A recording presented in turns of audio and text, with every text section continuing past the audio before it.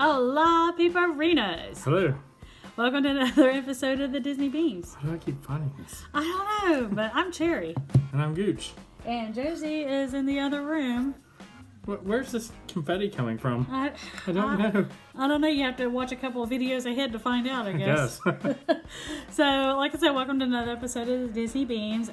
This is in our top 5 series, and it is continuing with rides. This time, our top 5 rides at Epcot. There's not a whole lot in the way of rides at Epcot. But there are rides. But there are rides. And we have and there's some good ones too. And there are some good ones. Epcot is actually my second favorite because it's got the learning stuff, and I'm kind of a nerd, so it's all good. I have a feeling my top 5 will be different than your top 5 on this. I have a feeling that's going to be the case too. So I actually do have 4 honorable mentions. Really? Yeah. You found 4 different rides to have? Yes, because I only have 2 honorable mentions. I have a top 5 and 4 honorable mentions. Oh wow. Okay. Well, I've got a top 5. Wow, I outdid her. She's going to be trying to add stuff to her honorable mentions. I was like, now. oh yeah, I forgot that. So, all right. So we will go ahead and get started. So, what is your number 5? My number 5 is Josie related. Okay. And we love it, and we hope it stays around for a good long while, but we hear that may not be the case. But if you are there in the immediate future, you can go to near the Land Pavilion. If you're facing Land Pavilion from Future World, you turn to the left and you will see Journey into the Imagination with Figment. And I just had to add it to my honorable mentions. This is a dark ride, and you ride through and you follow Eric Idle. I can't remember what his professor Nigel something or other, but it's Eric Idle playing this professor, and you see references to the Nutty Professor with Robin Williams' character when you're in the queue line. In the queue line, so the queue line is really cool. But you go through the ride, and Figment basically hijacks the ride from the professor. And mischief ensues, and he shows the professor how the imagination is a wonderful thing. Absolutely. And to let it run wild. That's right. And at the end of the ride, you go into a really great imagination, experimentation area, where there are many stations that you and your child can go to play music with your hand, and just there's a lot of different things you can do that are very interactive, and you can use your imagination in each one of those. So that's my number 5 is Journey into the Imagination with Figment, which is, by the way, one of Josie's favorites. Yes. Totally Josie approved ride, and has one of her favorite characters, which is Figment, and he's an icon for Epcot. Absolutely, I love Figment. Yes. So Figment, stay around for a while, please. Please, we love Figment. Now, if you want to change it back to the original concept with the Dreamfinder, I'm fine with that. But Figment needs to stay. Don't take Figment away, please. Yes. Okay. So my number 5 is actually back in World Showcase. It is a water ride, and it is in the Mexico Pavilion. It's actually one of my favorite pavilions. This is a good one. It is the Grand Fiesta featuring the 3 Caballeros.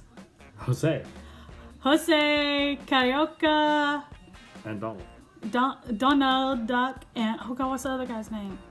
Panchito. Yes, Panchito. And actually, we should have just asked Josie because she loves the Caballeros. It's a great ride. But it takes you through different areas of Mexico, like Puerto Vallarta and Mexico City, and it has a really great animatronic area with kind of like a Small World inspired area with like Day of the Dead, with Dia de los Muertos and all kinds of stuff. And of course it's Donald, so there's the general theme is they're trying to find Donald. Yeah, because Donald has disappeared before a performance, and they have to try to find him, and it's Donald, so there's mischief involved. Always. That duck, I swear. Always with that duck. I know. But I just think I liked it back when it was just the regular Mexican ride, but I actually think that they really added something really cool to it with adding the 3 Caballeros to it. So That's my number 5. What is your number 4? My number 4 is also a water ride, but not that water ride. Okay. It was once the little ride that could. Oh. Previously known as Maelstrom, has now been changed to Frozen Ever After. And the reason it's on my top 5 is, one, because it is a great ride. We always loved Maelstrom. The ride itself hasn't really changed. It's just what's inside of the ride has changed. Right. So now, instead of basically Norwegian history, you're riding culture, through, right. and culture, you're riding through the world of Arendelle. And you will meet Olaf and Sven and Kristoff, and you'll run into Elsa and Anna. You'll get to visit her ice palace. And the animatronics are amazing. If you've watched any of our trip vlogs where we've been on this ride, you'll see some of that stuff. But the other thing is the queue line is very detailed, and it's air conditioned inside. The problem is the queue line is the line is very long. That's why we only ride it with a fast pass. You usually have to fast pass it. I would recommend fast passing it unless you're going to rope drop it. Those are really the only ways to get on it without waiting for like an hour and a half. Yeah. For this ride. But the reason that the reason the line is so long is because it's a good ride. So that's my number 4 is Frozen Ever After. Very good. All right, my number 4 is back over in Future World. Mm-hmm. It's a little bit more of a thrill ride. We actually haven't been able to ride it in our past 3 trips with Josie because she hasn't been tall enough. But that's going to change in November because now she is tall enough to ride Test Track. Awesome. I can't wait. I love the ride from the beginning where the premise was you were crash test dummies and you were going through all these different things. I don't mind what they when they did the update with the queue line, and that and making your car and seeing, and it's almost like a competition. Competition, but I guess my disappointment was the ride itself really didn't change. No, the ride's exactly the same. The only thing that changes is the queue line. Yeah, but you get a really good thrill with when you go out on the speed track. When you go out on that speed track and you go down that thing and you're going like 60 miles an hour. I think it's 0 to 60 in like no time. Yeah, I mean it's very, very thrilling. It takes you off. Yeah, so hi baby. Hi. But yeah, it's about at least until that Guardians of the Galaxy thing comes in. It's really. Which I hear is going to be a coaster. It's going to be a coaster. Yeah. It's the closest thing really to a thrill ride that's not like a simulator. So. Right. So anyway, Test Track is my number 4. What is your number 3? My number 3 is a thrill ride that is not a coaster. Okay. It is a simulator. Okay, I know which one you're talking about. Yeah. This ride is not for everyone. I will say that. It is not for everyone. If you cannot handle being spun around or pulling some G-forces, then maybe you need to go green. But I like to go orange because that's how I roll. And I'm talking about Mission Space. And basically, the idea is that you are experiencing a launch into space from Earth, and you are going on a journey to Mars. And of course, with all Disney rides, something goes terribly wrong, and then it's up to you to save the day. So and you have your own little assignment. You have your own assignment. There's a pilot. There's an engineer. There's a commander, and then there's one other thing I can't remember. But everybody has a job to do that's in the capsule with you, and there's 4 seats in the capsule. If there's only one of you, then of course only one of the jobs is going to get done. So how they make it through that flight, I don't know, but it's a miracle. Must be computerized. We're in the future. But Mission Space, and the other thing about Mission Space is when you get off the ride, it has a really cool area for the kids to go play and to jump around and to climb through stuff. And Josie really enjoyed that when she was there. Yes. Because that was kind of where Cherry waited for me to ride the ride, and Josie was able I just to had play. a seat and let her in the little play just area. let her play, and it's all padded and stuff, so it was a place for her to climb around. This is also the location of one of the most iconic pictures of me ever, wearing one of the plush NASA space helmets. And let's just say if you're on my Facebook page at all, you can search through the pictures and you can find this picture. Just look for the one that looks like it has a penis on my head. Because that's what the helmet looks like. Only it's white. I think it just you look like the biggest goofball ever. It really is like the most classic picture ever. I mean, it's the first time I saw it, I laughed. I'm sorry for the reference, day. but that's the only thing I could think of is what it looked like. I was like, actually, when I saw it, the first thing I thought of, you remember the old show Far Out Space Nuts? You could also say it kind of looks like Beaker's wear. Yeah, it could be. Yeah, well, except no hair. But yeah, I will say it did not make my list at all because it makes me sick. Even the green kind of makes me a little queasy. But I will say that launch is awesome. It is. It's super awesome. The thing that makes me the sickest is when you go weightless. Yeah. I mean, literally, I could feel myself just like flushing and turning like green. I mean, it's which is why I say the ride is not for everyone. But if you like a little thrill and you can handle some G-force mission space. Okay. All right. Very good. My number 3 is something that you have mentioned already. Okay. It is a water ride. It is in World Showcase. I've only mentioned one water ride. Well, there you go. It's Frozen Ever After. Mostly, I always loved Maelstrom. Yes.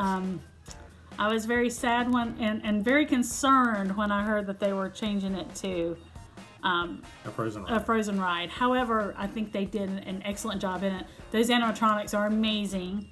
Yep. And they could have done a little better job managing the crowd flow through that area. Maybe, but knowing how many people go for that ride. Yeah, but it's not terrible. It's not horrible. It's not as bad as I thought it was going to be. Actually, no. Well, it's because they did so much inside of the queue line inside. Yes, which is good. But I will say it's mostly because Josie loves it so much. Yes, she does. But I think that they did a fantastic job with it, and not much to say past what you've already said. So my number 3 is Frozen Ever After. What is your number 2? My number 2. Come on. Okay, my number 2 is a ride that you've already mentioned. Okay. It is in Future World.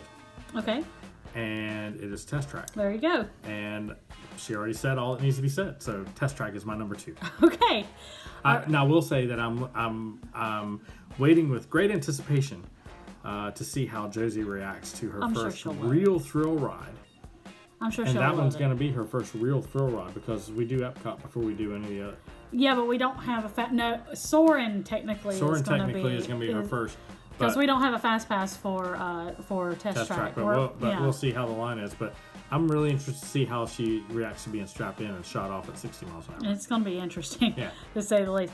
So my number 2 has not been mentioned yet. And I think I know what it is. You don't get much better than being the icon of the park. You'll walk in from the beginning and you see this giant golf ball. And that's what it looks like. It's a golf ball. And it's like, what is going on with this? And then you take a ride through the history of technology and see how far we have come. The history of man. The history of man through telling of the history of technology. And it's Spaceship Earth. Spaceship Earth. I am a total junkie for Spaceship Earth. I remember back in the day before they updated it. I never saw it when Walter Cronkite was the voice, but I remember back when it was Jeremy Irons, and he's got that sexy Scar voice going on. But now it's Dame Judi Dench, whom I love. And she does a great job with the narration as well. She does. Yeah. I love, like I said, I'm a huge history nerd. So this ride for me, well, Epcot in general is just like nerd central for me. But this ride in particular, going through, the dawning of man, through, learning how to communicate with each other, and then going through, thanking the Phoenicians for our alphabet, and and even through present today. And I love what they've done. Instead of just sitting in the dark going back down, they've now added this little thing where you learn about what is your future. And you get to take a picture with you can do your normal face, or you can smile, and if you saw the or you vlog can do of that, a goofy face like that, kind of like I did. and I made the comment that if you saw that vlog, I made the comment that I looked kind of like Caitlyn Jenner in South Park. I think I did one where I looked like Bob in the Enzyme commercial. But yeah, Josie. Yeah, it was Josie's picture that was actually captured for that one. But yeah, we love to do the goofy faces for the telling of your future. But for a massive history nerd like me, you don't get much better than Spaceship Earth, and that's my number 2. Good one. So, what is your number 1? My number 1 is probably the same as your number 1. I have a feeling you're probably right. So I'm just going to spit it out and we can talk about it. It's Soren. Yay! That's mine. Soren is...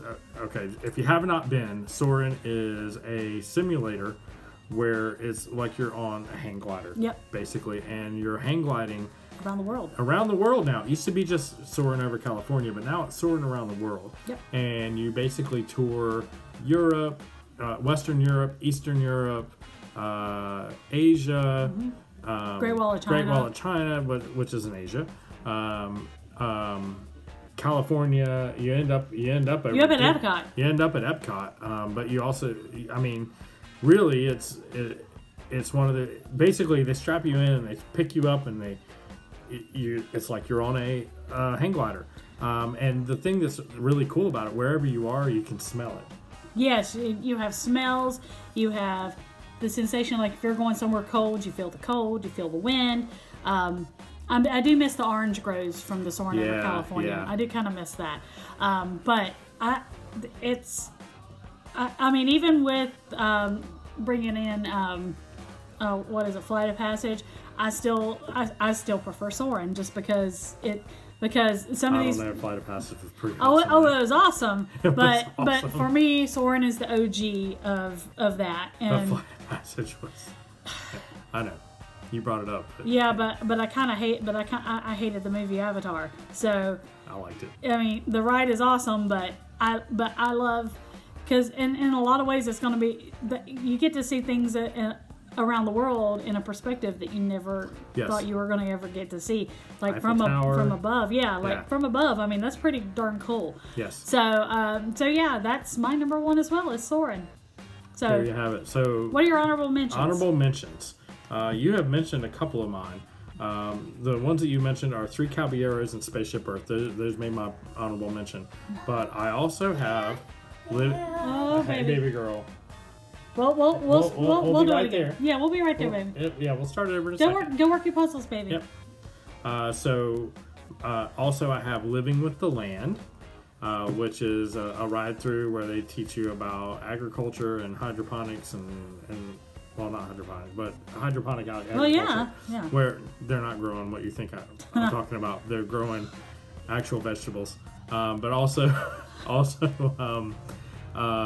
they talk about fisheries and how to use all of the different natural ways to fish poop, but also ladybugs. Yes. And stuff like that, as opposed to pesticides and things like that. Mm-hmm. And the next one is The Seas with Nemo, where you ride through and it puts you out into the aquarium, basically. And Josie loved the aquarium. So those are my honorable mentions. All right. Well, you pretty much have mentioned all of my honorable mentions at some point or another. Journey into the Imagination, because we love us some Figment. The Seas with Nemo and Friends. I love that they incorporated the song from the Animal Kingdom show, the Big Blue World, in it. And yeah, we love the aquarium. Plus, you get to go to Turtle Talk with Crush. Yes. Yeah, after you ride it. And you can go take your picture with Bruce. Bruce the Shack. Name's Bruce. And Chum and Anchor. And Chum and Anchor. So, but name's Bruce. Yeah. Also on my honorable mention, and it almost actually bumped Grand Fiesta off, but Grand Fiesta just got it by here, was Living with the Land. I love learning about agriculture, and you also see like the history of agriculture and what the farming does to our land. You get to see it in action. I would love to do the behind the scenes tour to get even closer, get an even closer look of it. So now the interesting thing, if you ever go to the Garden Grill, aren't all the vegetables for the Garden Grill grown in the land? Yep, and actually some of the I think I saw where like one of the salads at Chico, the food comes from Living with the Land. It actually surprise me. It actually Living with the Land actually provides a lot of food. That doesn't surprise me to the parks. At all. That doesn't surprise me at all. But yeah, so those are our top 5 rides at Epcot. So I think our next one is going to be, is it really worth it to do a top 5 rides at Hollywood Studios? Well, it is, because there's one particular ride. Are there 5 rides? I think that, well, you know what? We can say top 5 rides and attractions for Hollywood Studios, since there's so much changing there right now, and I think we should do top 5 rides and attractions. Okay, because definitely for me, the attractions, with the exception of one ride, which we don't ever get to ride anymore. Soon. Yeah. We only need 8 more inches. Yeah. So yeah, we'll do. Our next one will be top 5 rides and attractions, or should we do top 5 rides at Animal Kingdom? Let's do top 5 rides. Top 5 rides at Animal Kingdom. Top 5 and then rides. We'll follow that up with rides and attractions at Hollywood Studios. Yeah, and then we'll start a series of attractions with the other 3 parks. Sounds like a plan. All right. So we are done here with our top 5. DONE. Comment below and let us know what your top 5 is, and what your favorites are at Epcot. If we missed something, I think we pretty much. I think we did. All of the rides. For the rides. One that we would have mentioned had it, if it were still there, was Ellen's Energy Adventure, but we didn't mention that one because it's gone. So if you were thinking of that because it was there when you were there last, well, it's not there anymore. So it would have been a honorable mention. It would have been a honorable mentions as well. But anyway, it's okay, baby. We're gonna turn it back on. Yep. All right. So, Josie, you want to come sign off? Sign us off. Come here. Oh, you're okay. You're okay. Oh, it's Oscar. It's Oscar. All right. So for what's your name? Oscar. So for Oscar. Gooch. I'm Sherry. And I'm Oscar. And we are the Disney Beams. So, Oscar, how do we like to sign off here? Yeah.